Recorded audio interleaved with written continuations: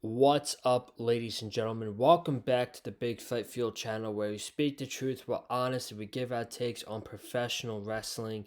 It is Saturday night, Sunday morning, whatever you want to call it. We're in the wee hours of the morning now. It's 12:30 on a Sunday morning. And I just got done watching AEW Wrestledream, and once again, Tony Khan knocked it out of the park with these AEW pay-per-views. Not everything was great, but holy shit, it was entertaining. And we have a lot to talk about when it comes down to the main event of tonight's show. It was Jon Moxley challenging Bryan Danielson for the AEW World Championship. Jon Moxley is a four-time AEW World Champion now, and you all know what that means. Bryan Danielson's full-time in-ring career is over. Key words: full time. The way this show ended made me and should make you believe that Bryan Danielson is going to be back at some point in the year of 2025. When is that going to be? We'll talk about it when we get to the main event. Also, the return of Adam Cole. Adam Cole is back. MJF was back, who attacked Daniel Garcia, and Adam Cole's back. I don't even care that there's not an explanation of a babyface. It just feels right. Babyface Adam Cole versus heel MJF. Oh man, we are just getting started with that.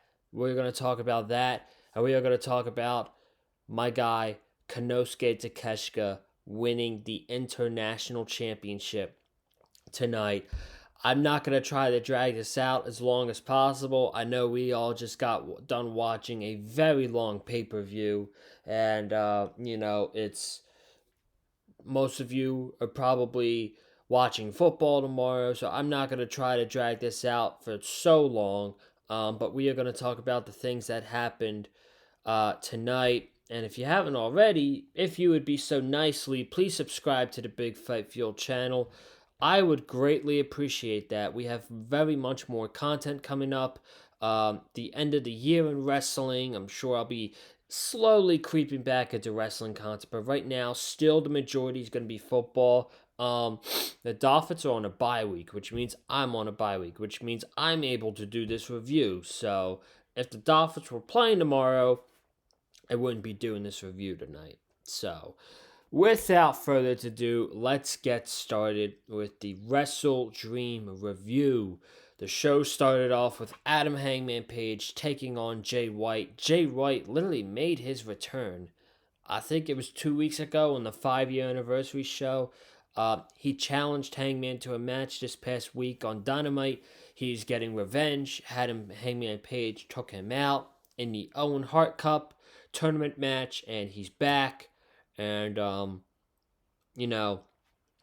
I thought going into this that Hangman was not going to lose, because he shouldn't lose until he eventually wins the world championship. Well, apparently, the way I see the vision, Hangman is not going to lose that world championship he's not going to be the world champion for a very long time.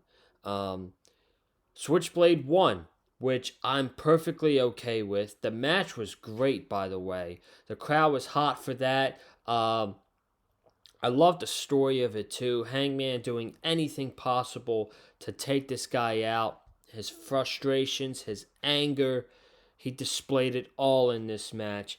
The story was Jay White taking the buckshot lariat away from Adam Hangman Page, working on the knee the entire match. There was a spot where both guys are fighting up on the aisleway, and Jay White has Hangman up like he's about to hit him with a back body drop, but instead he drops him forward, and Hangman's knee hits the edge of the stage. I thought that was a really nice spot, and then Hangman, he hits Deadeye, and he can't cover him then, and then he goes for the buckshot.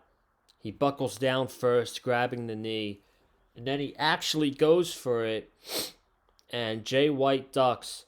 hits him with the Blade Runner, and beats him clean. I loved it, man.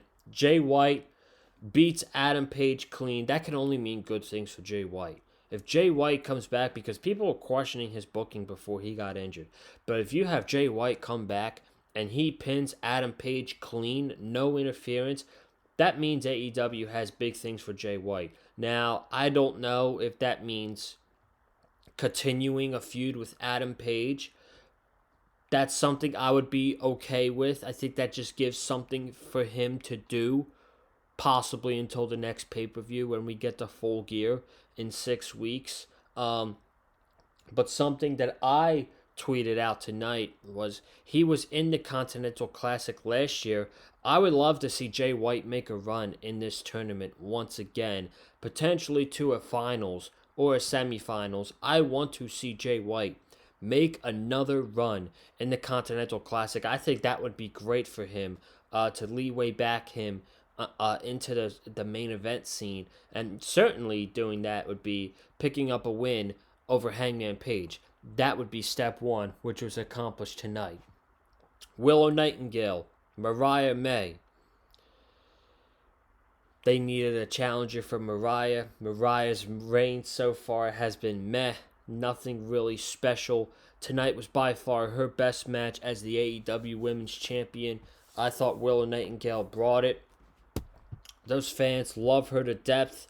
I love her too. I think she's awesome. The day she wins that Women's Championship, that crowd is going to be popping big for Willow whenever she wins the championship. She couldn't win it tonight. She was very close. She was very close to winning the championship. Just didn't happen tonight. Mariah May, she retained the AEW Women's Championship. Then we get to the TNT Championship. Katsuyori Shibata versus Jack Perry. How this match came official, I have no idea. Don't ask me. This was not about the match, though. Because, first of all, the finish was really weird. Shibata had a sleeper hold in on Jack Perry. Shibata's shoulders were to the mat. The ref counted 3. Everybody was confused about what happened. And Jack Perry pinned Shibata when he was in the choke. And after the match, he goes to beat up Shibata. And out comes Daniel Garcia. And Daniel Garcia revealed on Tuesday, because it was titled Tuesday, he revealed on Tuesday that he re-signed with AEW and he's going to stay with AEW. And he gives a warning to all the champions that he is going to be a champion by the end of this year. And it looks like he's got his sights set on Jack Perry, but MJF comes out. And MJF, he lays waste to Daniel Garcia. Jack Perry hits him with the TNT Championship, and he lets MJF do what he's got to do. And MJF grabs a microphone. He's like, I haven't seen you since All Out, since I beat you without breaking a sweat, and you pile-drived me on the back of my head. And he's cutting this promo, and he talks about the Supersonics, and how Daniel Garcia is as relevant as the Seattle Supersonics. And he says, the Dynamite Diamond ring you stole from me, I found that from a store in Buffalo, New York. He pulled it out in his pants pocket. And as he goes to punch Daniel Garcia with the Dynamite ring, you hear Adam Cole's theme music. Adam Cole runs down the aisle, chases MJF out of the ring. Everybody does the boom. Everybody does the Adam Cole, baby. And Adam Cole's officially back. I had a conversation with my friend before the Wrestledream pay-per-view started. This was around the afternoon. And we were just talking like, what if Adam Cole comes back tonight? What would you do with Adam Cole? And I'm like, first of all, you cannot associate him with the Undisputed Kingdom. The reason you can is because the Undisputed Kingdom have been booked like jobbers. Roderick Strong is great, but all Roderick Strong does is lose. You can't associate Adam Cole with those guys. You just can't. And tonight you saw no sign of Roderick Strong, Matt Taven, and Mike Bennett with Adam Cole, which I think is great. Adam Cole does not need a fucking faction, especially a faction that loses all the time. That's a good thing. They didn't explain why Adam Cole's a babyface. It's fine with me. The story writes in itself between those two guys, but now we have a ton of matches set up in this one segment, and this is what was so good about this segment. You set up Daniel Garcia versus Jack Perry for the TNT Championship, and Daniel Garcia should inevitably be the guy to beat Jack Perry. If that's the direction they're going, he should beat Jack Perry. You set up another match between MJF and Daniel Garcia, and you set up the continuation of MJF and Adam Cole. Instead, the roles are going to be reversed. It was originally supposed to be a babyface MJF versus a heel Adam Cole. The roles are going to be reversed. It's going to be a babyface Adam Cole versus a heel MJF. And that's just more authentic, in my opinion. So I can't wait for this. I was also texting my friend right after this segment was happening. This is a match that's going to happen at World's End. This will be 1 year to the day that Adam Cole turned on MJF. So it would only make sense for these guys to have a match at World's End, the event where this split happened between Cole and MJF. Then we get no breaks, because what happens next is Takeshita, Ricochet, and Will Ospreay for the International Championship. This was unquestionably the match of the night. I would go over the match move by move, but again, I'm not trying to be here all night. This was unquestionably match of the night. This might have been one of the better triple threat matches I've ever seen. These guys were unbelievable, and the finish was perfect. The finish was perfect. Takeshita had just put Ricochet through a table. Crowd is going crazy. That writes Ricochet off the match. It's between Takeshita and Will Ospreay. Takeshita is celebrating with Don Callis that he just put Ricochet through a table. Takeshita gets back in the ring. Boom. Hidden blade to Takeshita. Goes for the cover. And Don Callis pulls out the referee. And Don Callis then goes into the corner and tries to hit Will Ospreay with the screwdriver. Will Ospreay turns around. He sets Don Callis up for the Tiger Driver, and Will Ospreay gets stabbed in the head with a screwdriver. And who stabs him in the head but his former best friend, Kyle Fletcher. Kyle Fletcher turns on Will Ospreay. He gives his 100% allegiance to the Don Callis family. And this setups Takeshita for a running knee. And Konosuke Takeshita is the international champion. My man deserves gold. I'm so happy. So happy. He's the international champion. Number one, he deserves it. He is phenomenal. And this was his moment.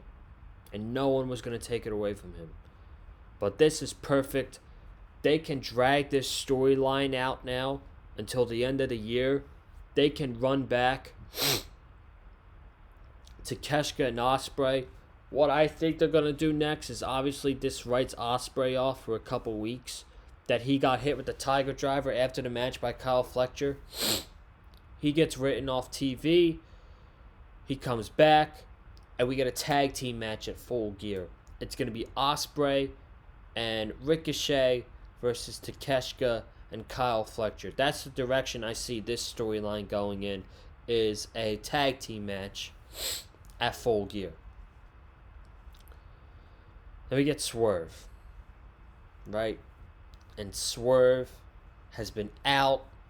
He lost to Adam Page at All Out. He legitimately got knocked out. MVP's made his debut with Shelton Benjamin. They're trying to recruit Swerve.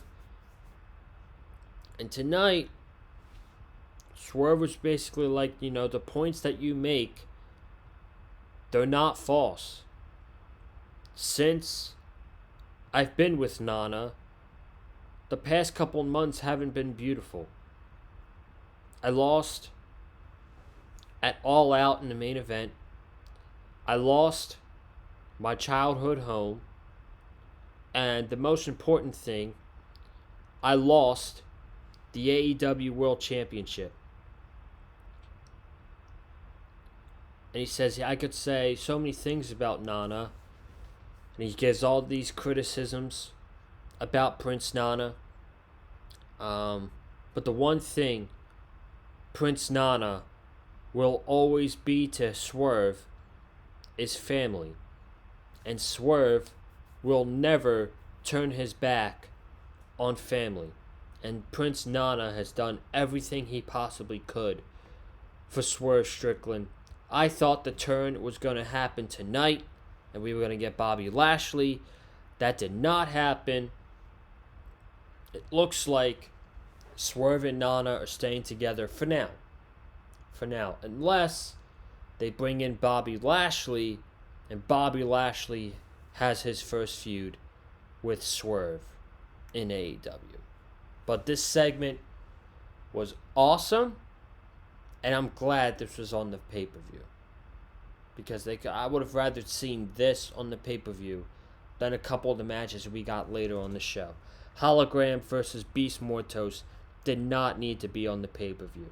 Great match. Respect to both guys for the match they had. This did not need to be on the pay-per-view. Hologram is getting a push. Hologram is 15-0 in AEW. Darby Allin versus Brody King. Short, sweet, and simple. Darby Allin gets his ass whooped most of the match by Brody King. Steel steps, cannonballs, German suplexes, you name it. But Darby gets free. He pushes Brody King onto the steel steps. Coffin drop onto the steel steps with Brody King on top. And he hits another coffin drop inside the ring. And Darby Allin pins Brody King. And they shake hands after the match. And it was good. It was a good match. Short, sweet, and simple. Tag team titles. Private Party versus the Young Bucks. You listen to the crowd during the match. You listen to their reactions when Private Party kick out. When Private Party hits a big move. You know what this match reminded me of? It reminded me of when the Acclaimed wrestled Swerve and Al Glory at All Out in 2022. That match was fantastic. I don't think this match was better than that. This match was great. There's a lot of matches on this show that were more showcased, I guess, over this. But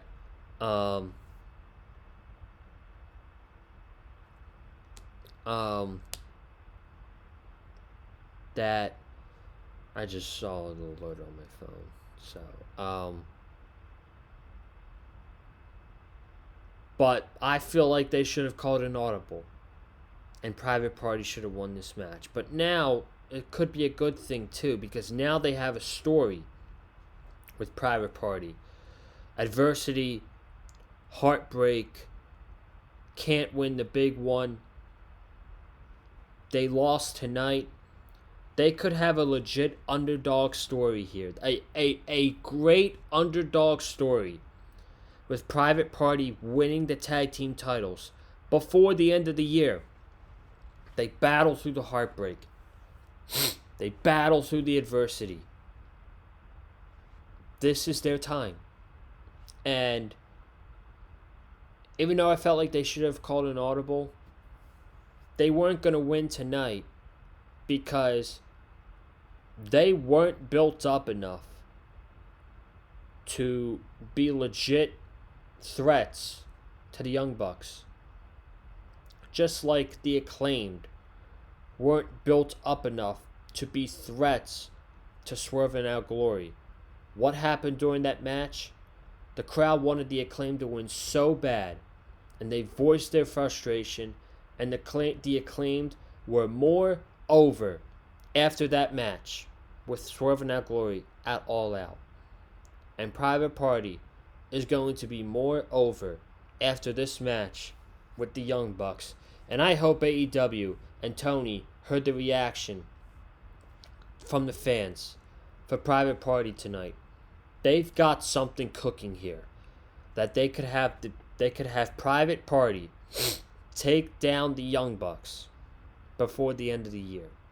It should happen. Mark Briscoe and Chris Jericho, I'm not even going to go over. It's not worth my time. Mark Briscoe won. The match was fine. Did not need to be on pay-per-view. Let's get into this main event, though. Jon Moxley versus Bryan Danielson for the AEW World Championship.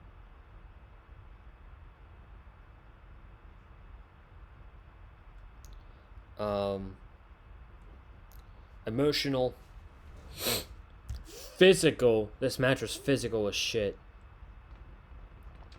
And at points, there were points where I did think Bryan was going to win this. But the story was perfect. The post-match was perfect. The story in the match was perfect. The finish sucked. I did not like the finish. There's no drama.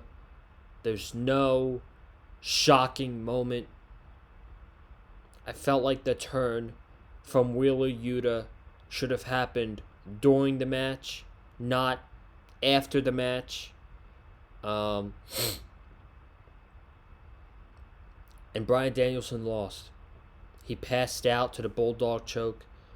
And Moxley didn't even celebrate with the AEW World Championship. They put it in a book bag. And Wheeler Yuta was out there to consult Danielson. And Darby ran out. And Private Party ran out. And they taped Darby Allin up to the second rope. And before that, Yuta looked over at Private Party. And he had this look in his eye. And he hesitated. But he gave up a psycho knee to Darby Allin. And they taped up Darby to the second rope. And the test of loyalty, every other Private Party, Jeff Jarrett, they start coming down. BCC takes care of them immediately. And the real test of allegiance to the Blackpool Combat Club was if Wheeler Yuta was going to put a paper bag over the head of Bryan Danielson. And that's what happened. He did the same thing to Danielson that Moxley did to Danielson at All Out. And he put Danielson's head over a paper bag. And all the baby faces came running out.